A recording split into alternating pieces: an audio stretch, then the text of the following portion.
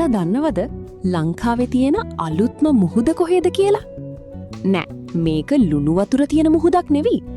මේක මධ්‍යම කඳුකරේ ලස්සනම තැනක හැංගිලා තියෙන නීල වර්ණ මහා ජල කඳක්. මේ තමයි මොරගහ කඳ. නැත්තම් කුලසිංහ ජලාශය. ආයිබෝවන් හැමෝටම අද ජයලංකා ජර්නි අපි ආවේ ලංකාවේ මෑත කාලී කරපු ලොකුම ඉංජිනේරු වික්‍රමයක් බලන්න. ඇත්තටම මේක බලද්දි හිතනවා මේක ජලාශයක්ද නැත්තම් මුහුදක්ද කියලා. ඉතින් වීඩියෝ එකට යන්න කලින් තාමත් අපේ channel එක subscribe කරලා නැත්තම් දැන්ම ඒක කරන්න. bell icon එකත් ඔබන්න. එතකොට අපේ මේ වගේ ලස්සන ගමන් ඔයාලට මග හැරෙන්නේ නැහැ.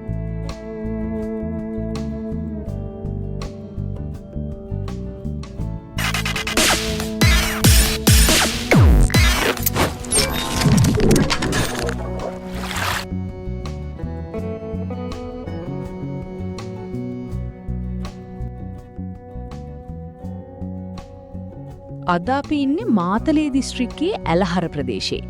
කොළඹ ඉඳන් එනවනම් දඹුල්ල පාරේ ඇවිත් නාවුල හන්දියෙන් හැරිලා කිලෝමීටර් 30ක් විතර එන්න ඕනි. පාර නම් පට්ටම ලස්සනයි. දෙපැත්තේ තියෙන කැලෑවයි කඳුයි බලබල එද්දි මහන්සියක් දැනෙන්නෙම නැහැ. මුලින්ම මේක දකිද්දි හිතා ගන්න බෑ මේ වගේ මහා ජල කඳක් මේ කඳු අතරේ තියෙයි කියලා. 2018 අවුරුද්දේ තමයි මේකේ වැඩ ඉවර කළේ. මහවැලි ව්‍යාපෘතියේ අවසාන මහා ආශ්චර්ය තමයි මේ මොරගහ කන්ද.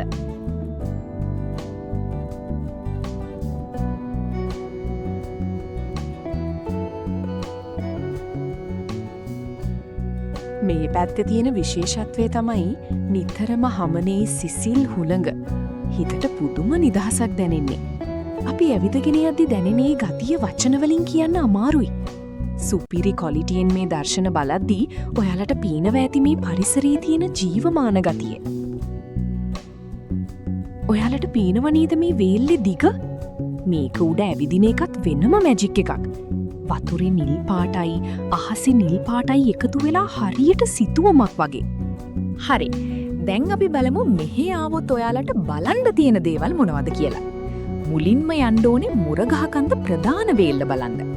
ඒක ළඟ තියෙන හෙලිපෑඩ් එක ගාව වාහන නවත්තලා ඔයාලට පයින් ඇවිදගෙන යන්න පුළුවන්. හැබැයි මතක තියාගන්න ඇතුළට යන්න කලින් ආරක්ෂක අංශ වලින් අවසර ගන්න ඕනේ.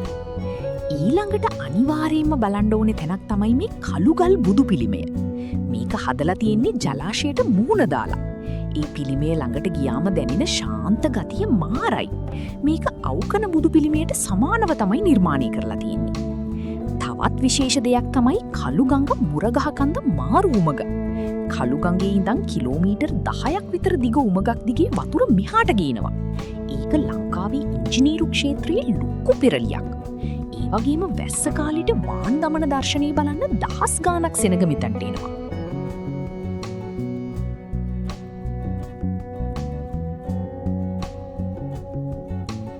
දැන් අපි කතා කරමු මේකේ ඉතිහාසය ගැන. මොරගහ කන්ද කියන්නේ අද ඊයේ ආපු හීනයක් නෙවෙයි. 1968 මහවැලි මාස්ටර් ප්ලෑන් එකේ තිබුණු අවසාන කොටස තමයි මේ.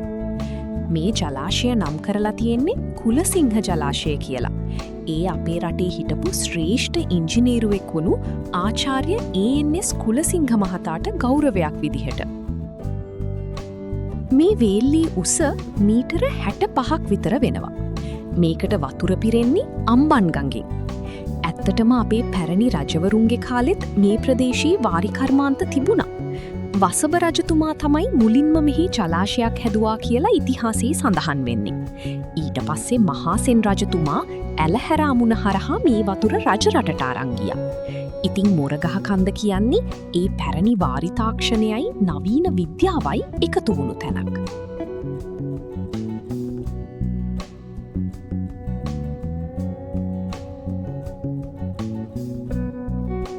මේ ව්‍යාපෘතිය නිසා පරිසරයටත් ලොකු බලපෑමක් වුණා. වස්ගමුව ජාතික උද්‍යානයට යන අලිමංකඩවල් ආරක්ෂා කරන්න පියවර අරන් තියෙනවා.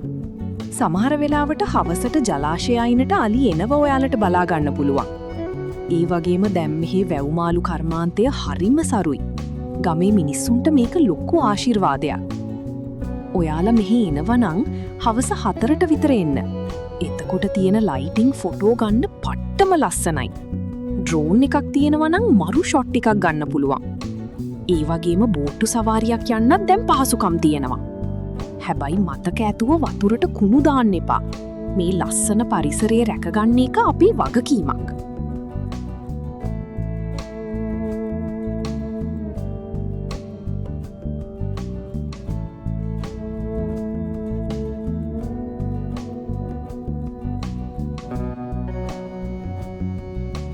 ඉතින් කොහොමද මොරගහකන්ද? ඔයාලා මීට කලින් මෙහි ඇවිත් තියෙනවද? නැත්තං එන්න ප්ලෑන් එකක් තියෙනවද?